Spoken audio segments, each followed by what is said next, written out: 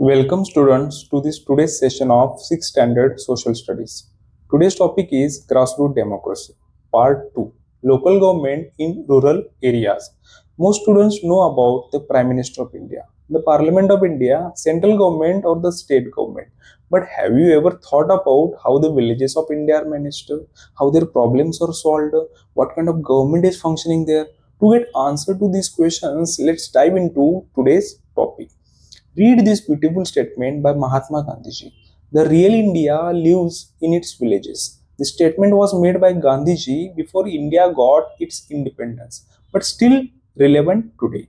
The statement shows that India is incomplete without its villages. To know the real India, we must study villages of India. As you know that India is a vast country in size, in population, and there is a diversity of every kind in India.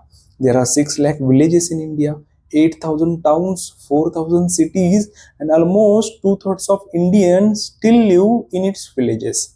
Even 42% of Indians are still doing an agriculture as their main source of income.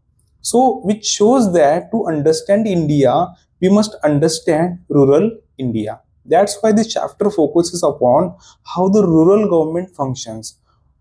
Okay, what is a Panchayat Raj system? In essence, Panchayat Raj system means the system of structure and functions working at rural areas, that is below district level.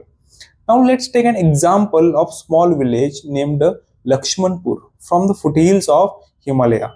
There are almost 200 houses with 700 people living there.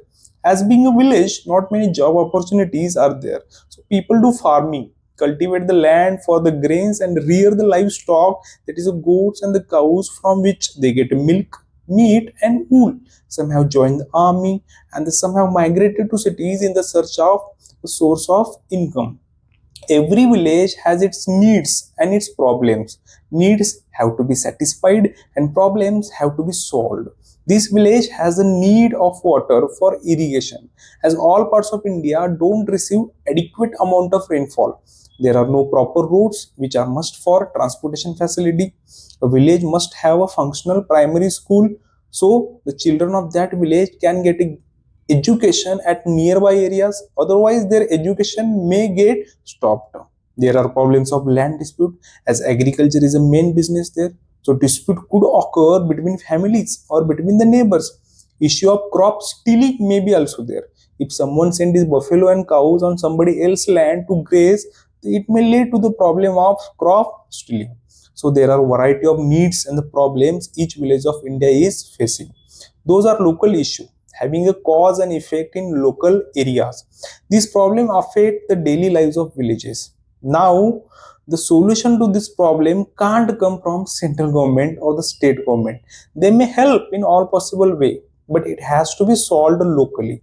As Modiji will not come to solve the problem of safe drinking water in primary school of Lakshmanpur village. For that, we need a local system of government institution which can take the decision locally using local resources. For that, there is a provision of Panchayat Raj system. Panchayat Raj system is a three-tier system. At bottom is a village. For governing each village, we have a village panchayat. It is a gram panchayat. At mid-level, we have a block level, means the tehsil level. All the villages of specific area are clubbed into a tehsil, which is governed by Panchayat Samiti or block panchayat or mandal parishad. Further, all tehsils are grouped into entire district. For that, we have a Jilla Parishad or a district panchayat. Sometimes, when villages are small in size and population, one or two villages are combined into a single entity and a single Gram Panchayat will be there for all those villages. Now, deep dive into village level. A Panchayat. A Panchayat is also known as a village council, which is the ultimate decision making body for that village. It takes the decision on the issues in that village through an active participation of villagers. There is another body in village which is also called as a Gram Sabha, which is an assembly of all the voters. That is a all the people above age of 18 years residing in that particular village, where they come together and discuss the issues and the problems about their villages, give their opinions on the different matters. So Gram Sabha is a parliament of village, and a Gram Panchayat is a government or executive in that village.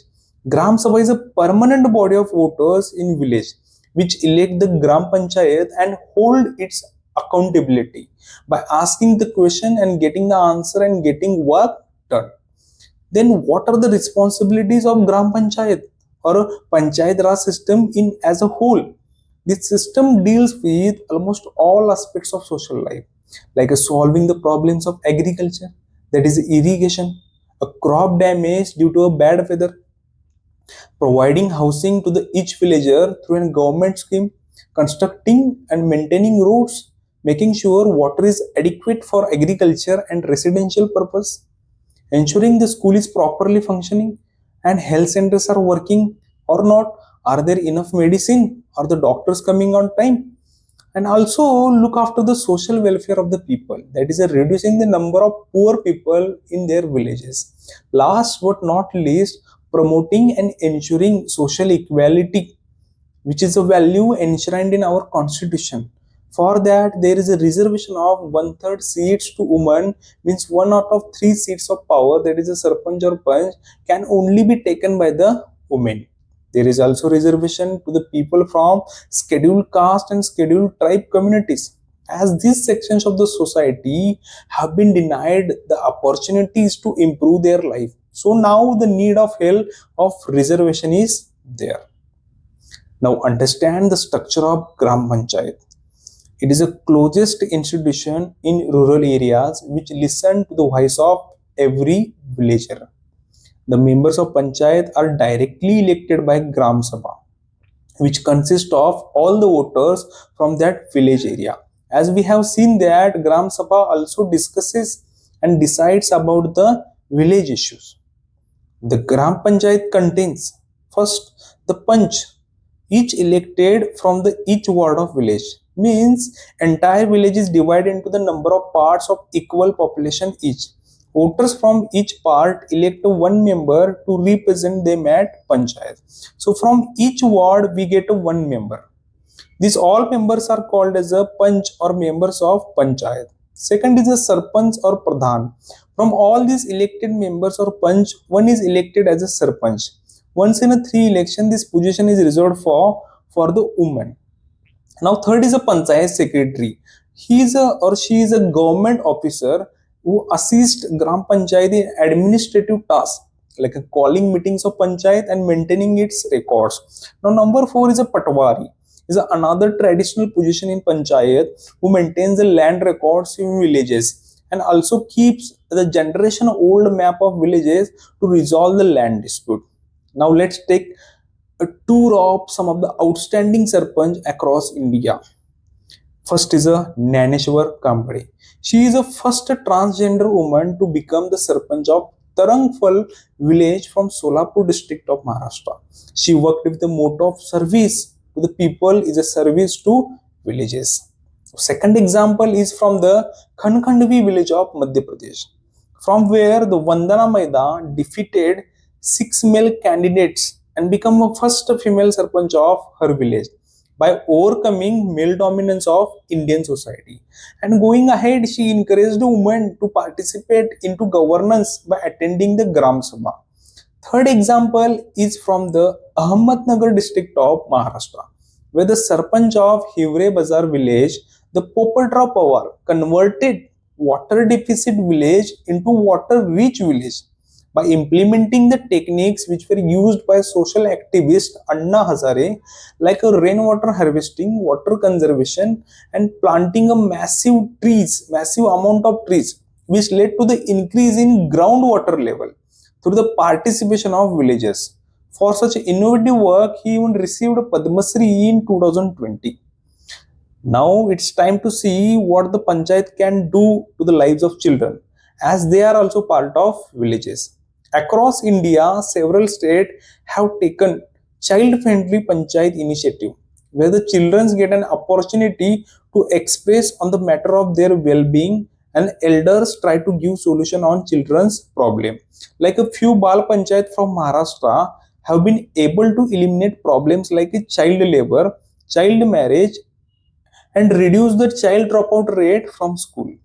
Another award winning Sangu Radu Khandu Gram Panchayat from West Sikkim has been able to successfully address the concerns of children at the school by building a compound wall to school and ensuring each child gets hygienically cooked midday meal from the kitchen of the school. So panchayat can play an important role in resolving the children's concern and the school's issue in particular villages. Now let's study another outstanding experiment of child-centric democracy from Rajasthan, where the social activist named Bankar Roy, who has already been successfully running the night college under the name of Barefoot College, went a step ahead and started a children's parliament, which empowered underprivileged children through an education and democratic participation. Children aged between 8 to 14 will be involved into democratic governance process to give them a real hand experience of how democracy functions and develop a sense of social responsibility. A dummy parliament was elected from school student by conducting a proper election by giving each student a voter ID to vote, and a candidate standing for an election when encouraged to campaign. And among elected representative, a cabinet, nothing but a government, that is a decision making body, was constructed which look after the school management and try to address the issues of community. Through this initiative, the students were able to learn the leadership skills, their social awareness increased, and were able to see the social problems in Indian society. And they also asked for the change of bad practices in Indian society. Largely because of these efforts, students could resolve the issues like access to education, sanitation, village development, and most important, social equality in that village. In result, the Children Parliament won an award, that is a World's Children Honorary Award in 2001. Now it's time to study remaining layers of Panchayat Raj system. Panchayat Samiti at mid level, that is a Tehsil level, is a link between Gram Panchayat at village level and Zilla Parishad at district level. The members of Panchayat Samiti consist of majority members are elected by the people of Tehsil directly through an election. Some become members of it automatically, like the Sarpanch of all villages of that Tehsil, members of state legislative assembly from that Tehsil, members of parliament from that Tehsil, that is a MLAs and MPs. Now the Panchayat Samiti performs the important task like it coordinates across the Gram Panchayat by collecting their development plans, putting them together and representing at district or state level. It even allocates a fund for the different villages for development project. It also implements government schemes started by state or central government. Now, if you look at the structure or the function of Panchayat Raj system across the different states of India, it is not the same. In some states, Panchayat has got more power to take decision. Example Kerala, while in some states, Jilla Parishad is a more powerful. Example Maharashtra. Why is this? Because the respective state government have an authority which is given by the Constitution of India to control over this system. Despite that objective of management and development of villages through an people's participation remains same across all panchayats of India. Now it's time to connect history to social and political life.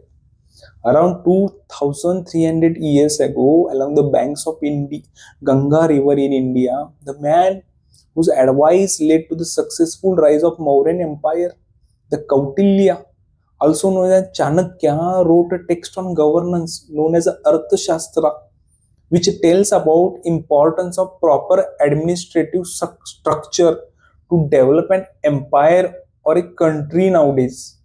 It gives an idea that there should be proper structure in country from village to capital. importance of prosperous economy, and what a ruler, a king at that time or nowadays a sarpanch, and even to the prime minister should do and should not do. At that time, he asked the king to establish Sangrahana for every 10 villages, Karvatika for every 100 villages, and Dronamukha for every 400 villages, and Staniya for every 800 villages. Now, at the end of this chapter, the message I want to give is development of and prosperity of villages lead to the development of and the prosperity of India country. Thanks a lot for your time.